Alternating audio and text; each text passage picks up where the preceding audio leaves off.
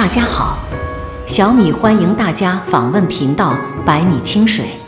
亲爱的观众，收听今天的分享。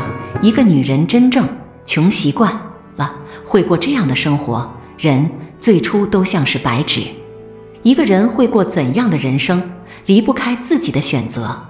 脚下所走的每一步，都来自于自我的选择。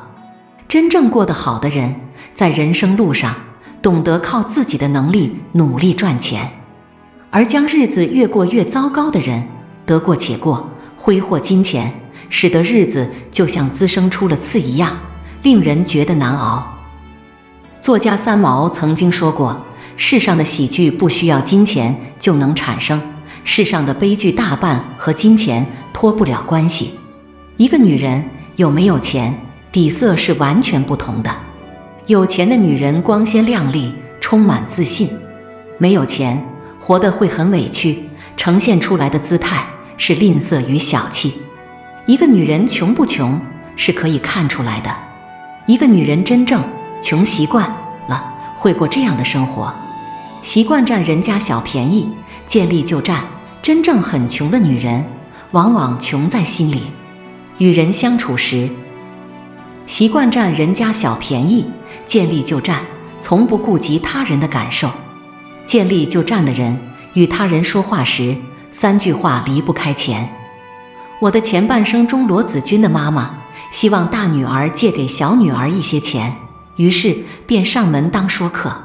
可是在罗子君的家里，她说了一堆好话，临走时很自然地顺走了女儿的围巾和包包。虽然是母子关系，但是占小便宜的行为让人觉得她是一个很市侩、虚荣心强的女人，而且穷到了骨子里。在生活中，一个女人很穷时，与人交往总要算计三分利益。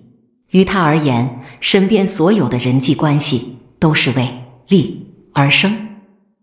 真正有钱的人，与人相处往往很大方，宁愿让别人占一些利益，也不愿让朋友吃亏。亚当说，会赚钱的人，即使身无分文，也还有自身这个财产。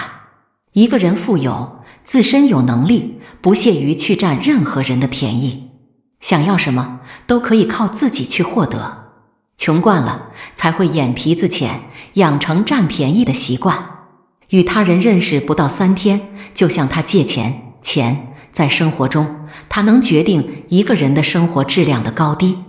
阿弗拉宾说，金钱是任何国家都能理解的一种语言，可以派上一切的用场。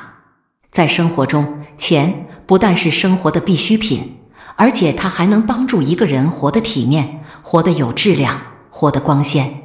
但是经常没钱的人，往往很喜欢找人借钱过日子，无论是身边的朋友还是亲戚，他都借遍了，以至于周遭的人并不喜欢和他做朋友，不愿反反复复借钱给他。经常喜欢找人借钱的人，喜欢和他人自来熟，与他人认识不到3天的时间，就向他借钱，经常说过几天我就还你。可是过了一阵子，才知道他是一个借钱过日子的惯犯，根本没有钱还给他人。穷习惯了的女人，背着债务过日子，日子过得又苦又艰难。懒到骨子里，依赖别人过日子。人生路上，一个女人之所以穷，往往是因为太懒。不管做什么事，喜欢差不多就行了，不喜欢追根究底。不管是学习还是工作，都做不扎实。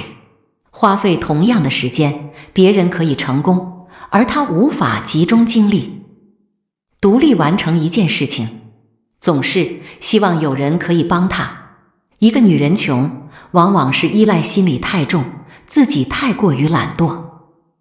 在生活中，害怕让自己吃苦，不愿意赚辛苦钱，习惯了依赖身边的人生活，时常得过且过的生活。偶尔她也会觉得很迷茫，但是却因为有人依赖而得过且过，不愿意突破自己。在这个世界上，没有真正穷的女人，只有懒女人。女人太懒惰，才不愿意靠自己的双手去打拼，才会活得没有目标。一个人不管多穷，只要靠自己努力去奋斗，就能改变自己的阶层，让自己过上体面的日子。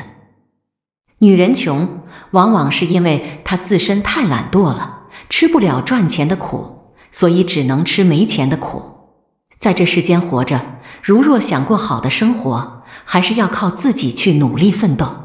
人大多数生下来不是那么富有，只要努力，也可以改变贫穷的命运。女人想要清除自己身上贫穷的印记，就应该提升层次，改变思维，拓宽眼界。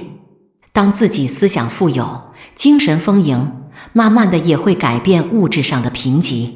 生活只要努力用心经营，就能将日子越过越好。女人，请不要抱怨日子太难过，而是要问问自己，努力了吗？如若你愿意努力，在艰难的日子也能让你过出绚烂的姿态。